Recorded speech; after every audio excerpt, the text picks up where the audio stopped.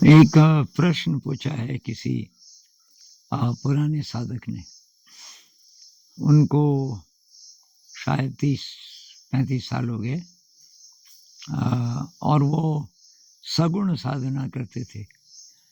सगुण का मतलब जब हम राम को, कृष्ण को, किसी को मान के और तब उनकी आराधना करते हैं अलग अलग प्रकार से, फिर वो विपस्सना करने लगे। अब विपस्सना में तो कोई होता नहीं आराध्य और न कल्पना करते किसी ईश्वर का या देवता का, लेकिन उनकी जो पुरानी ट्रेनिंग है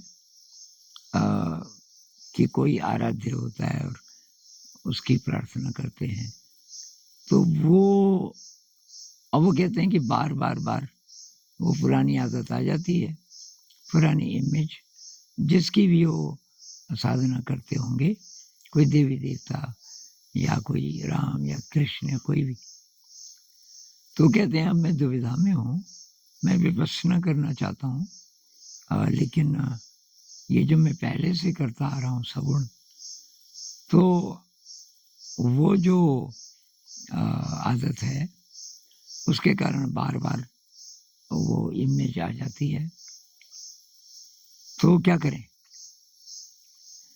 तो मेरे ख्याल से तो कोई प्रॉब्लम नहीं है। जैसे मान लीजिए कि मैं सांस को ऑब्जर्व कर रहा हूँ, शरीर को ऑब्जर्व कर रहा हूँ,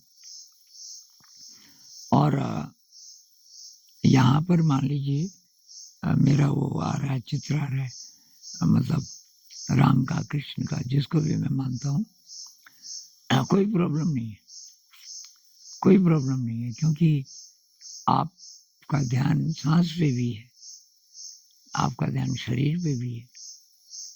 तो उस समय खासकर जब आप पूरे शरीर को एक साथ महसूस कर रहे हो या सांस को महसूस कर रहे हो, तो नेचुरल है, बहुत लोगों का ध्यान यहाँ पे चला जाता है। और यहाँ पे अगर आपको राम या कृष्ण या कोई देवी देवता वो भी दिखाई दे रहे हैं, मेरे ख्याल से तो कोई प्रॉब्लम नहीं। हालांकि ये जो 10 दिन का ध्यान है ना गोयनका जी का, उसमें वो बोलेंगे कि नहीं, मिक्स मत करो। वो इसलिए कि तब 10 दिन के बाद जो असर होगा, लोग बोलेंगे भाई मैं तो वो भी कर रहा था, अपनी सगुण साधना भी कर रहा था। तो महायान बुद्धिज्म में ये अलाउड है। महायान बुद्धिज्म में कहते हैं, तो वो बुद्ध को देखते हैं, यहाँ बुद्ध को भगवान मानते हैं महायान में। तो हम राम को मान सकते हैं, कृष्ण को मान सकते हैं। इस्लाम में तो वो होती नहीं इमेज, वो इमेज को उनके धर्म में वो नहीं है, मतलब कोई मूर्ति पूजा नहीं है इत्यादि। लेकिन हिंदुइज्म में तो वही है, हिंदुइज्म में ये कोई ना कोई आराध्य होता है। अब जो लोग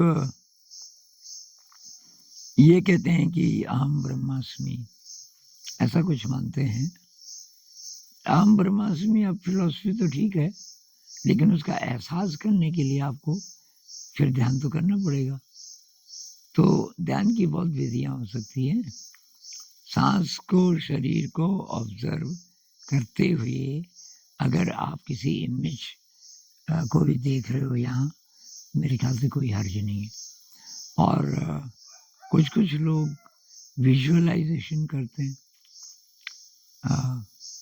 महायान बुद्धिज्म में विजुअलाइजेशन भी, मतलब आप सांस को महसूस करें, शरीर को महसूस करें, और ये किसी दृश्य की भी कल्पना कर रहे हैं। ये तो मैं भी करता हूँ कि मेरा शरीर जैसे कोई रास्ता है, स्कूल जाने वाला रास्ता, जो मैं बचपन में जिस पे जाता था, अच्छी तरह याद रहता है।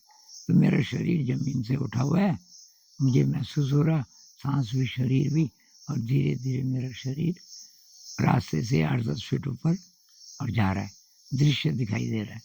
तो थॉट्स खत्म हो जाते हैं कुछ देर के लिए, ऐसी विधियों का भी उपयोग किया जा सकता है। तो कोई इसमें दुविधा नहीं है।